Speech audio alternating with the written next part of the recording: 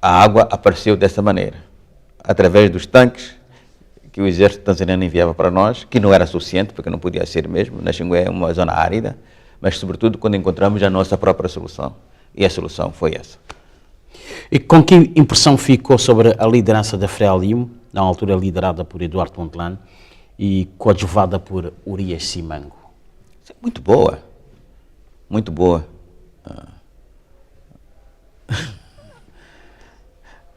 E nós obedecíamos. Nós éramos soldados de base. Esperávamos ordens. A ligação que nós tínhamos com a Frelimo direção fazia-se através do chefe de banco, do campo. Quando estávamos em Bagamoio, por exemplo, era através... Em Bagamoio era o Matias Vitor, já faleceu. Matias Vitor. Um companheiro que treinou com Magaia, com Cândido Mondlane, com Zé Macamo, etc, etc. Esse que era o meu chefe. Portanto, eu conhecia a Frelimo através dele. Mas, por sorte, enquanto estávamos lá, o presidente Mondlane apareceu no campo. Ele visitava os campos. Apareceu no campo e dava suas palestras e ensinamentos de facto. O ponto dele sempre central era unidade, unidade, unidade, unidade, unidade, unidade. A disciplina, não subestimar o inimigo. O inimigo também é forte, preciso não subestimar. Mais tarde apareceu o presidente Samora. Ele era chefe do campo de Kongwa naquela altura. Era o tempo em que se estava a preparar a criação do Naxingué. Mas também que se enviavam alguns companheiros nossos para o exterior. Então, bom, ele andou a apontar quem devia partir, etc, etc. Nós não sabíamos para que era. Não se perguntava, não precisava de perguntar. Cumprir ordens. Cumpríamos ordens. Acreditávamos de que quem dava ordens corretas. E dava mesmo. Sr. Presidente Gabusa, quando se olha para as elites nacionalistas moçambicanas, observa-se uma trajetória divergente. As elites do Sul vinham, na sua maioria, da academia e tinham uma ligação com a metrópole e com o Ocidente. As elites do Centro estavam mais ligadas à Rodésia e as elites do Norte à Tanzânia e ao Quênia. Esta ausência de afinidades entre as elites nacionalistas não constitui um problema para a unidade no seio da Frente de Libertação de Moçambique? Este é o mérito de Eduardo Mondlane. Nós não nos conhecíamos como moçambicanos, independentemente das elites ou não elites. E eu não sei se as elites do Sul estivessem tão ligados à academia naquela altura. À exceção de quem? À exceção de quem? Não sei. 3, 4, 5 não contam como é uma gota de água até certo ponto. Este é o mérito do Eduardo Mondlane. Diz assim, nós não nos conhecemos, por isso não podemos estar unidos. A maneira de podermos estar unidos é conhecendo-nos, trabalhando juntos, transpirando juntos, sofrendo juntos e respeitando as nossas culturas, valorizando-as e tornando-as numa cultura nacional. É um processo longo, mas é esse o processo. Porque não nos conhecíamos. O colonialismo era mau. Era mau o colonialismo. Não nos deixava ir de um ponto para o outro do país, senão quando fosse uma missão definida por eles. Por exemplo, por que nós, em 64, fomos via Suazilândia, a primeira vez via Rodésia, depois África do Sul, Botsuana, em vez de ir para Cabo Delgado, ou então ir para Niassa, ou para Tete, que nos dava acesso imediatamente à Zâmbia e à Tanzânia e ao Malawi. Por quê? Porque não conhecíamos Moçambique. As pessoas também não se conheciam. O grande mérito do Eduardo Mondlane é esse, é compreender que a solução do problema moçambicano é a unidade. E ele trabalhou para isso. Felizmente, tinha pessoas que tinham consciência disso, incluindo os da MANO, da UNAM e os da UDENAM. O presidente Guebuza teve progressos na luta armada? Eu? O que quer dizer progressos na luta armada? Não entendo. Luta, atingiu alvos, como é que foi? Eu trabalhei, depois de sair de Nachingwea, fui colocado como secretário particular do presidente Samora, do presidente Mondlane. E lá também fui designado como professor no Instituto Moçambicano. O Instituto Moçambicano era uma escola secundária. Era uma escola secundária que nós tínhamos. E, através disso, que eu evoluí. Para onde evoluí. Mais tarde, fui escolhido secretário de Educação e Cultura. E mais tarde, comissário político nacional. Mas para não abandonar a parte da Educação e Cultura, fui mantido como inspetor das escolas. Vamos abordar o aspecto sobre o aspecto das primeiras zonas libertadas e primeira experiência da administração da Frelimo em território moçambicano, com a criação do Departamento de Organização Interna. A TVM sabe do surgimento de desentendimentos entre a direção e alguns cheiamentos, como Lázaro Cavandam, sobre a nova ordem social que se pretendia instalar. Consta que havia uma visão da ala militar e outra da ala política, e essa clivagem estava a provocar a estagnação da guerra, o que terá ditado a convocação do segundo Congresso. Será isso? Uma interpretação interessante. O segundo Congresso é convocado, primeiro, porque era estatutário. De 5 em 5 anos tínhamos que ter um Congresso. Neste caso, não foram 5 anos, foram 6 anos. E por que 6 anos? Porque havia problemas sérios. Também estava-se em guerra, estava-se em luta. As rotinas mudam. Ou melhor, ainda não existiam, porque nós nascemos em luta. Luta armada. O segundo aspecto, eu não diria que é contradição entre a ala política e a ala militar. Porque a área política, nesse aspecto, era composta por um grupo de pessoas que achavam que não deviam continuar a fazer o trabalho da luta nos termos definidos pelo nosso Estatuto de Rovuma a Maputo.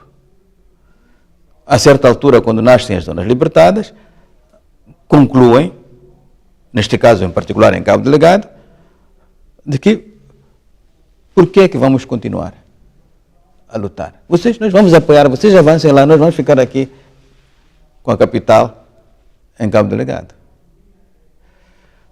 Portanto, isto é uma coisa, e depois a população, ela própria, não concordava com esta maneira de agir daquelas pessoas. Não é ala política eram todos. Todos nós estávamos na ala política. Até, neste caso, muitas vezes os militares é que tinham maior sensibilidade política do que alguns chairmen que se encontravam lá. Alguns, porque não são todos, naturalmente, que estavam com esse tipo de problemas. Esta contradição não foi ela só que levou a convocar-se o segundo Congresso. Também estatutariamente tinha que ser. E quais foram as matérias mais debatidas no segundo Congresso? O presidente Guebuza, na altura, tinha 25 anos de idade. Sim. Bom, são as matérias de luta. Quais são as questões que se colocavam? Uma delas era esta. Esta luta era para acabar quando? E esta área, a ala política não, a ala daquele grupo de pessoas, dizia que esta luta já acabou. Quais são essas pessoas? Cavandame, etc, etc. Essa luta já acabou. Agora nós estamos aqui e vocês outros continuem. É assim que há aquela famosa reunião de Mutuara, depois do Congresso. Não é? A parte militar dizia, não senhora, pela unidade nacional. Não é política isso? É política. Presidente Guebuza, o segundo Congresso Machete é denominado Congresso da Vitória. Porquê? Sim, eu ainda não tinha acabado de falar do primeiro ponto, de facto. Porque aqui o aspecto que foi indicado em termos de contradições que existiam entre aqueles que eram imediatistas, em termos de resultados, e aqueles que queriam ver resultados mais maduros e a longo termo. Resultados mais maduros e o grupo são aqueles que chamou militares e imediatistas são aqueles que chamou políticos. Eu penso que os dois eram políticos, tinham políticas diferentes. Mas algumas figuras centrais desses grupos? Não, eu já indiquei quais são, né? Deles é Lázaro Cavandame. Sim. E outras figuras? Agora, deixa-me lá lembrar os nomes todos. Não todos, alguns. Estão aí, né? A Lipona, etc. E no outro lado estavam os militares que muitas vezes eram todos os outros que estavam preocupados mesmo pela luta, não eram militares, necessariamente militares. Então, ao fazer-se aquilo, ainda não falei das questões que de facto levaram ao Congresso. Quais foram as questões? Que precipitaram o Congresso. As contradições manifestaram-se não só no interior do país, mas também se manifestaram em Dar es Salaam. E em Dar es Salaam havia pessoas, quadros da Frelimo, que queriam bloquear a formação. Como quem? O Guengere e o outros. Padre Guengere. O Padre Guengere e outros. Que diziam que não fazia sentido que nós tivéssemos professores que fossem brancos, porque nós estávamos a combater contra brancos. E diziam isso aos alunos. E isso criou uma revolta.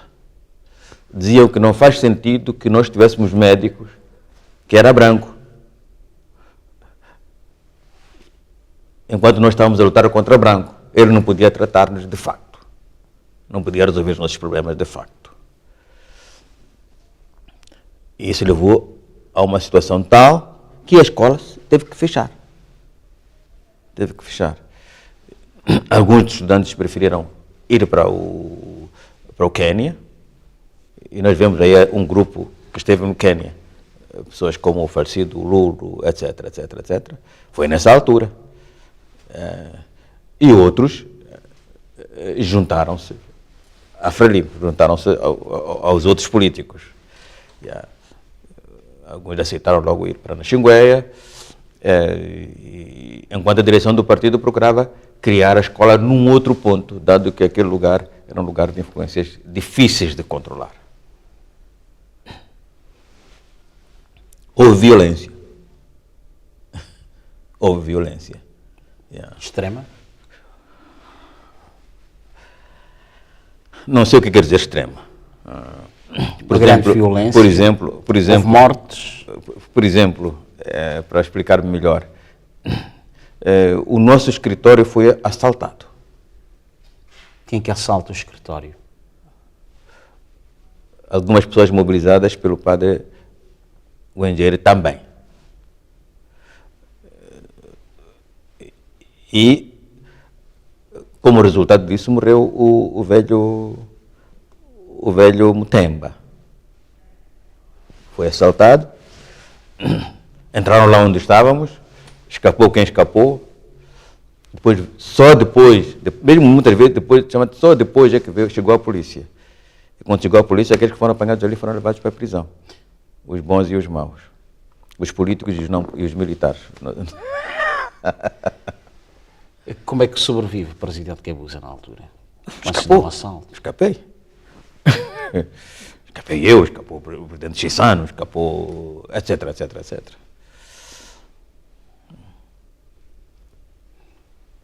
E a questão que fazia? Porque é o Congresso da Vida? É isto que eu queria dizer, quer dizer, isto também está dentro está no quadro. Está no quadro. O Cavandama estava ligado a esta gente. Yeah. Sabe que houve um jornal chamado Mfanyakazi. Mfanyakazi, quer dizer, Jornal do Trabalhador, em Dar es Salaam, que não sei se foi pouco depois, se foi há pouco antes, descrevia os conflitos que nós tínhamos e diziam que havia pessoas que estavam contra Eduardo Mondlane. É dessa maneira como faziam, como estamos a fazer aqui às vezes, temos políticos e não políticos, são todos políticos. E que referiam a certas figuras, como o Uriah Simango, como o Cavandame, como o Guenjere, que estavam a mobilizar moçambicanos desenquadrados que estavam em Dar es Salaam, porque havia muitos, eram refugiados lá e desempregados, para atacar o partido. Para atacar Já era verdade? Como? Era verdade? Foi assaltado.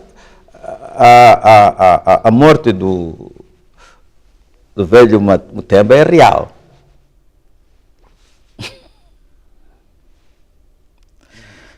Há um companheiro nosso que se chama Yuda Cindy. Agora vive na Suécia, na Europa, não sei se ainda está na Suécia. Que foi esfaqueado na garganta por esse grupo. Saiu dali para o hospital, transportado. É real, é facto. Essas lutas entre políticos e militares, pois eu digo, não é político e militar, são políticos e políticos, um com a sua maneira de ver e outros com outra maneira de ver. E uns usando violência, é o caso deles, e outros procurando apaziguar com o diálogo, através do diálogo. Então, isso tudo, junto, leva a que nós tenhamos o Congresso. E preferiu-se que o Congresso fosse no interior para mostrar que é possível, convencer que é possível ter uma vitória real. E com pessoas que vinham de vários pontos. Para compreender o sentido da unidade. Mas, Sr. Presidente... Por exemplo, vou contar mais uma. Quando se ia para o Congresso,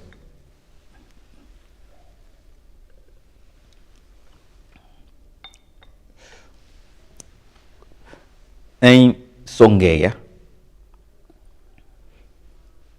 estavam lá alguns dirigentes que deviam ir para o Congresso. Songueia é a província que faz fronteira com Niassa, província tanzaniana.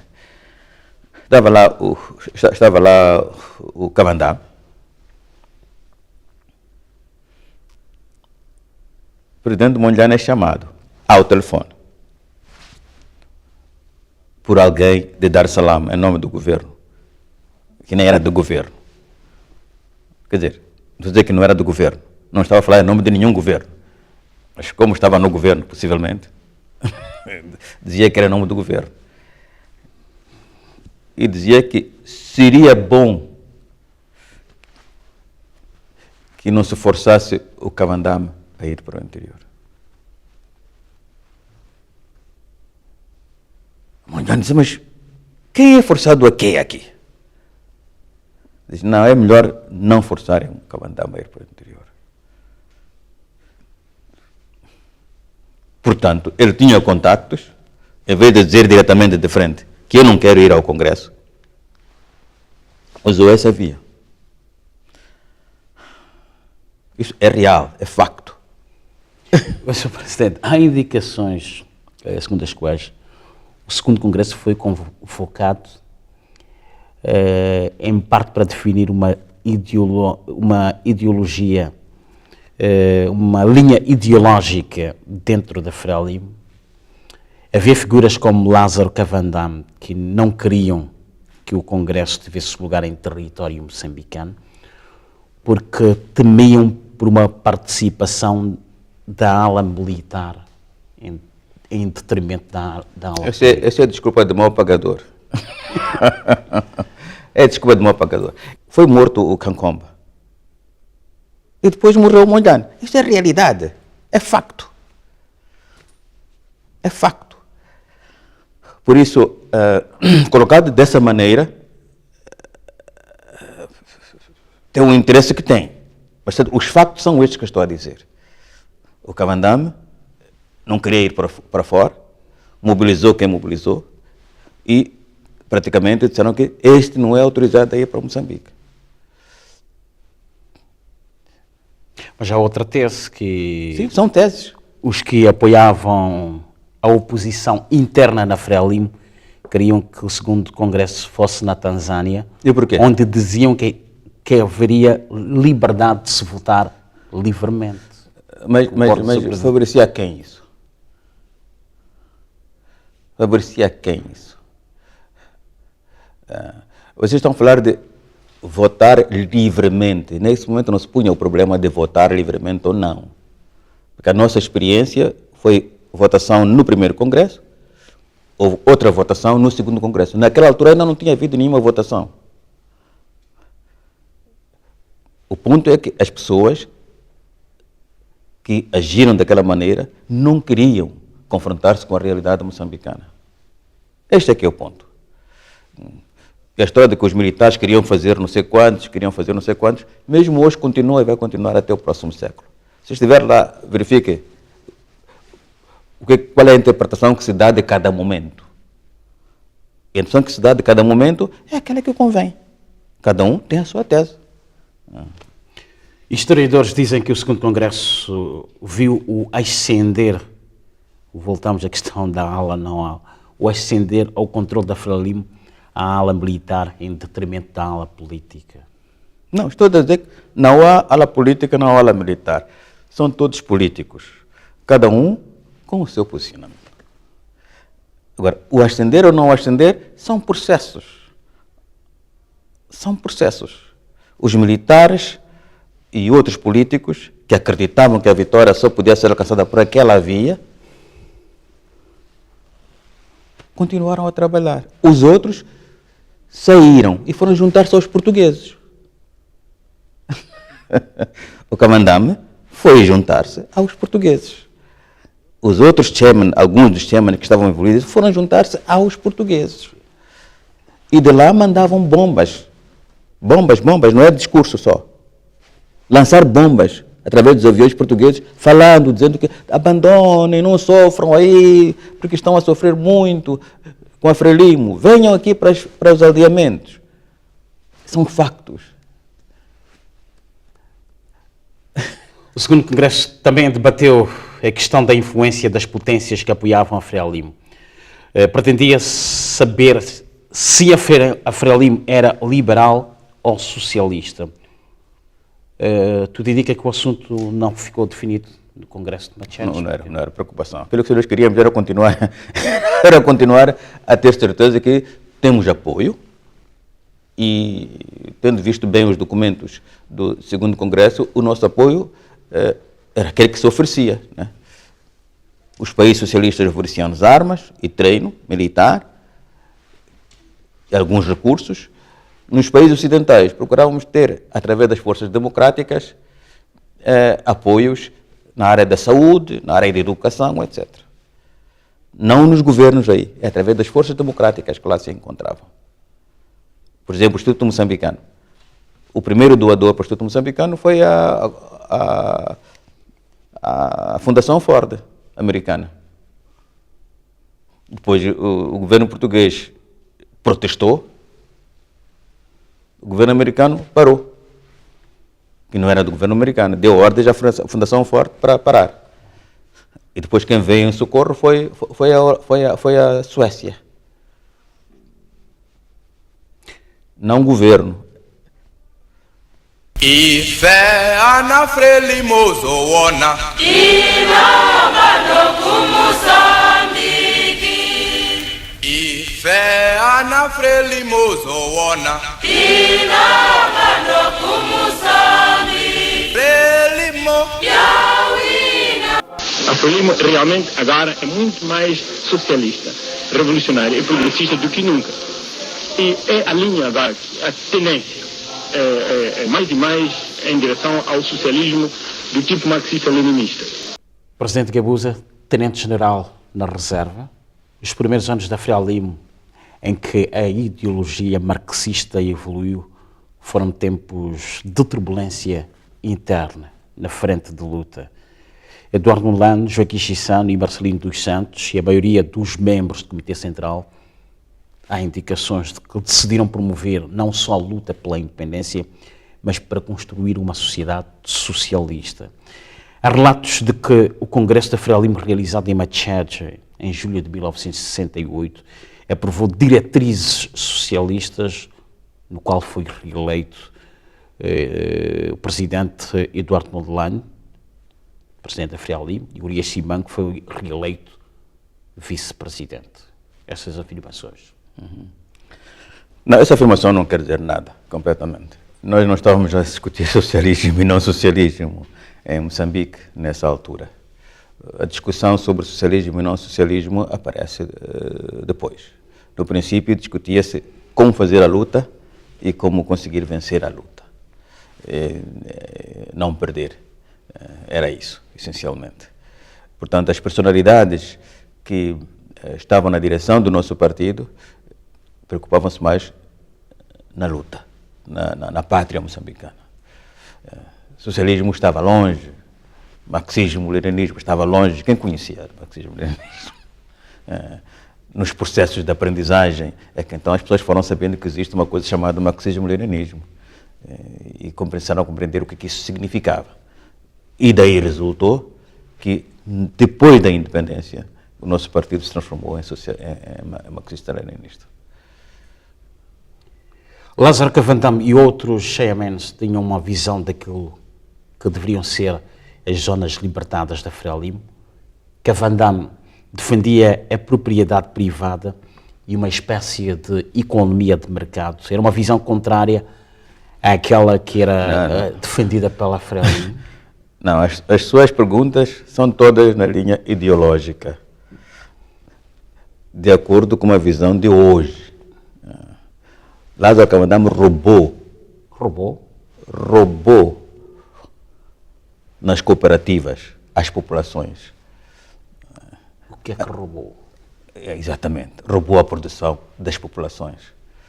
Nós tínhamos um comércio externo. E qual era esse comércio? Vendíamos gergelim, castanha de caju e outras coisas. Na Tanzânia. Quem comprava era a cooperativa. Esta cooperativa nunca trouxe resultados. Quem dirigia essa cooperativa, de facto, era Lázaro Cavandam. É esta visão de mercado? Roubar?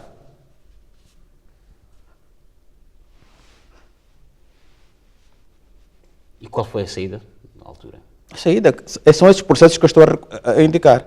Manifestaram-se contra os processos que estavam em curso e, manifestando-se contra esses processos, tinham que ter naturalmente uma justificação.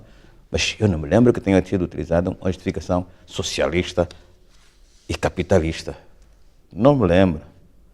Talvez tenha acontecido isso numa conversa aí. Nem havia de café. Conversa. Lázaro Cavandam roubou. Há vozes que dizem que o segundo Congresso da Frelimo não foi realizado porque houve bombardeamentos no local em Mached pela tropa aérea portuguesa. Há livros, os congressistas saíram de embandada do local do Congresso. Houve, de facto, eu penso que até nem a Frelimo existe para essas pessoas. E acho que nem as zonas libertadas existem para essas pessoas. Mas nós temos que trabalhar com factos. Né? De facto, estivemos no segundo Congresso. De facto, chegou-se ao fim do segundo Congresso. Como disse no princípio, com a eleição do presidente Mondlane a presidente e o Urias Simão a vice-presidente, aconteceu em Moçambique, num lugar chamado Mached, que certamente agora muita gente vai ver, na província de Niassa. Agora, aqui tem havido um bombardeamento dos portugueses, naturalmente eles faziam isso, não faziam isso só ali, faziam em todas as bases. Mas já aconteceu o bombardeamento? Aconteceu, sim. Foi depois? Depois de acabar o Congresso. Mas antes sobrevoou Sim, de reconhecimento. de reconhecimento do sim, território. sim. Ouça, existe um escritor que estava lá, escritor, jornalista, historiador, que é o Basil Davidson. Já morreu também. Ele esteve presente.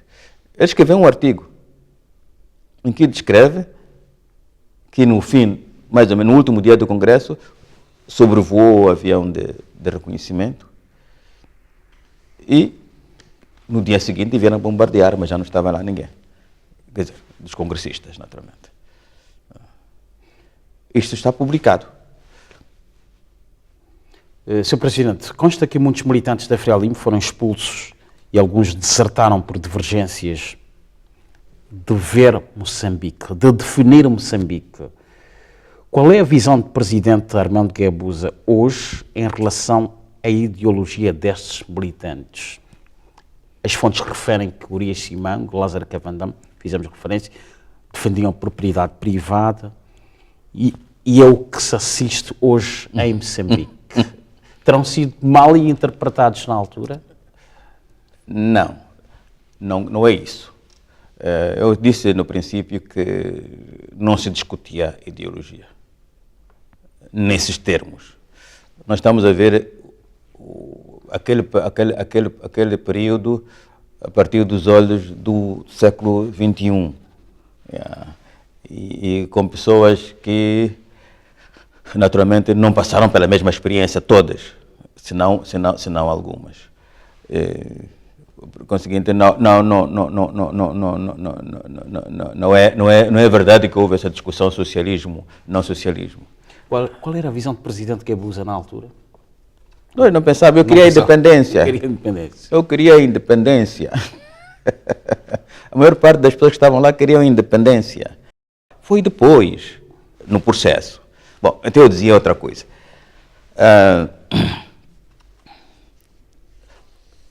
Às vezes as pessoas admiram-se porque é que nós, quando proclamamos independência, estávamos muito ligados aos países socialistas. Mas é óbvio. É óbvio. Quem nos ajudou a vencer o colonialismo, treinando-nos, etc., são países socialistas. Do capitalismo, nós tínhamos experiência daquela da palmatória e do chamboco. E da pobreza. Se fosse a escolher, era óbvio que se escolheria aquilo que nós pensamos que nos fez bem. Aquilo que nos fez mal, não. E agora, essas coisas de ideologia não são estáticas. Aquilo que eu pensava em 66 não é aquilo que eu penso hoje. É impossível. Nós evoluímos, para mal ou para bem, mas evoluímos. Somos diferentes todos os dias. A questão, 50 anos após a realização do Congresso da Vitória, é este Moçambique com que sonhavam, como militantes da Frente da Libertação? Nós queríamos ser independentes. Essa ideia de sonhar surge com saudosistas e outros, né? Hoje, por exemplo, sabe o que será Moçambique daqui a 5 anos? O que Moçambique sonha daqui a 20 anos? Não sonha, né?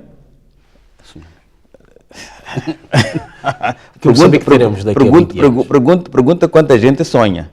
Nós não tínhamos tempo de sonhar, estávamos preocupados em sonhar com a independência. A independência era fundamental, a soberania nossa. Sermos nós a decidir aquilo que nós queremos fazer. E fazermos aquilo que nós queremos fazer. E que Moçambique vamos ter daqui a 20 anos, Presidente Guebuza? Eu gostaria de saber a sua ideia. Mas eu penso que sempre melhor. Moçambique tem que melhorar todos os dias. Há condições? Hoje, para 20 anos. Nós em 10 anos ficamos independentes. Em 10 anos ficamos independentes. Portanto, podemos fazer aquilo que nós quisermos daqui a 20 anos. Eu acredito, sempre será melhor do que hoje e do que ontem.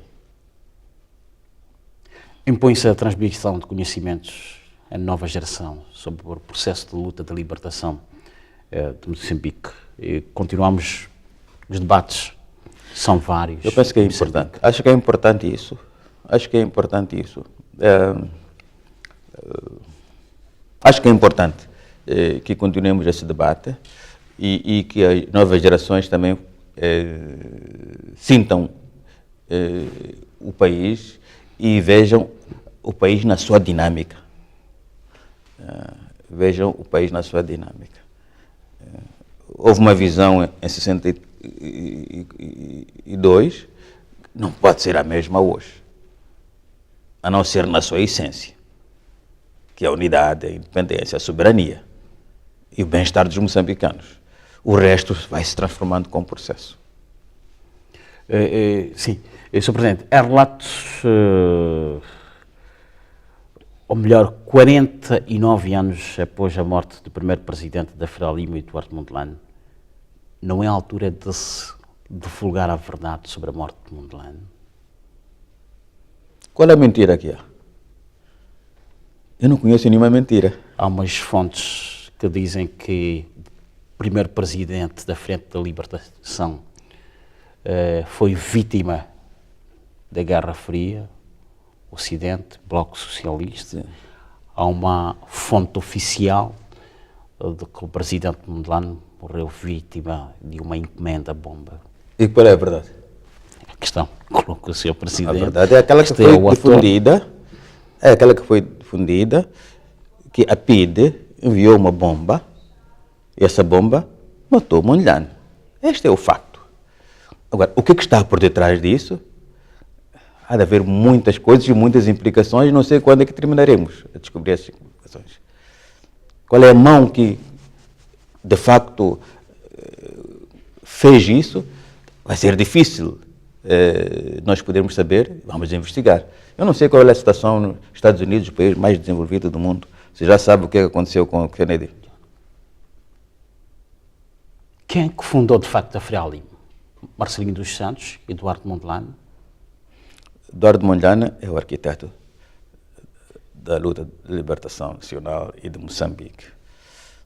Ele esteve na direção. Todos os outros têm mérito, porque participaram nessa grande epopeia, incluindo Marcelino dos Santos. E como é que vê a Frelimo hoje, 50 anos depois? É uma Frelimo mais coesa, como partido político agora? Não, a Frelimo é aquilo que é. Tem os desafios que tem, que são diferentes das outras ocasiões.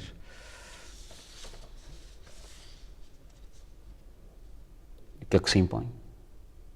Impõe que se continue a trabalhar para garantir esta unidade e para se garantir, naturalmente, que a paz permaneça, né, no nosso país. Fica um apelo à sociedade moçambicana neste momento, nós, a ponta final desta... Não, eu penso que a análise do passado e do presente devia ter em conta a realidade, que é sempre dinâmica. As coisas sempre mudam, para melhor ou para pior. E, obviamente, que há muitas teorias sobre tudo. Essas teorias merecem a nossa atenção. Mas não é qualquer teoria diferente que significa que é a mais correta. Não é necessariamente a mais correta.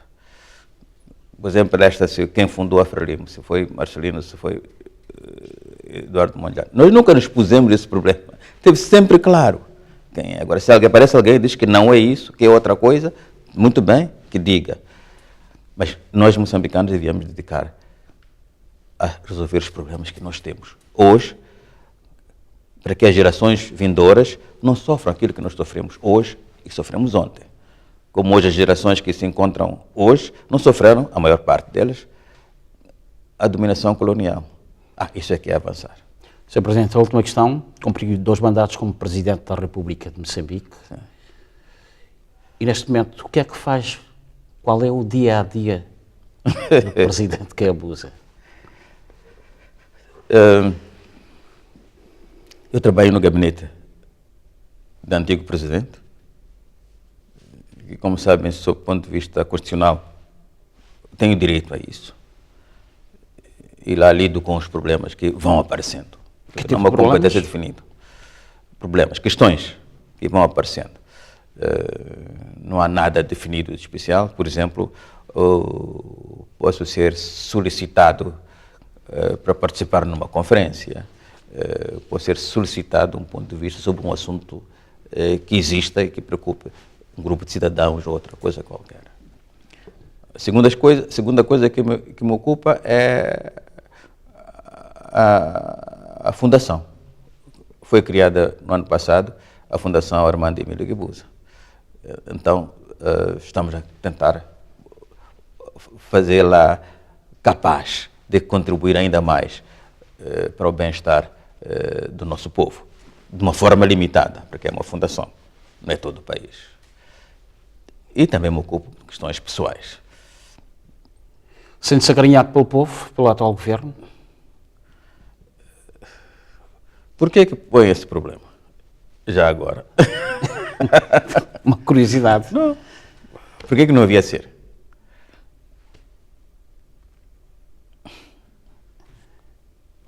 As últimas palavras, mesmo para fechar.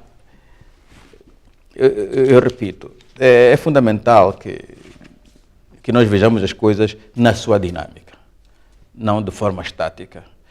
E as novas interpretações não significam necessariamente que são as mais corretas. Devem se confrontar. E contra factos, não deve haver tantos argumentos assim. Naturalmente, esses factos devem ser enriquecidos em termos de contexto, em termos de algumas circunstâncias, etc, etc. E isto vai ser assim. A própria história mundial e do nosso país tem que ser constantemente enriquecida em relação ao facto que nós conhecíamos, e que nós conhecemos. Não devemos hesitar isso.